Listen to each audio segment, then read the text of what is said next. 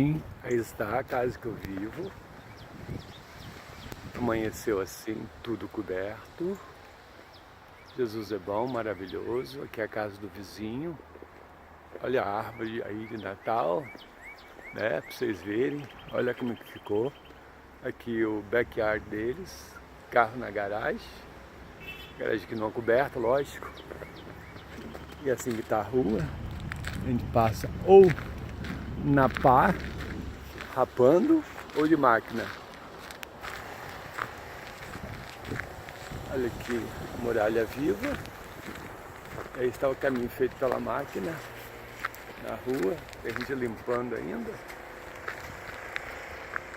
O sol amanheceu lindo e o povo só rapando.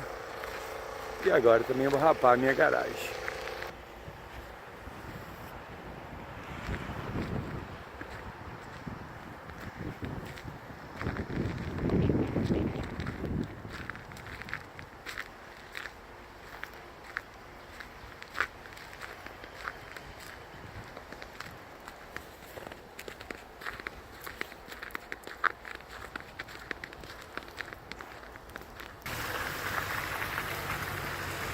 Está o quintal da casa, a frente da casa.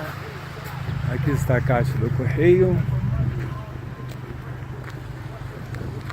Aí está meu carro.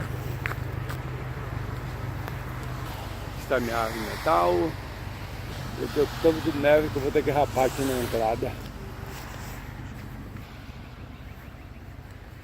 Tem que tirar toda essa neve agora.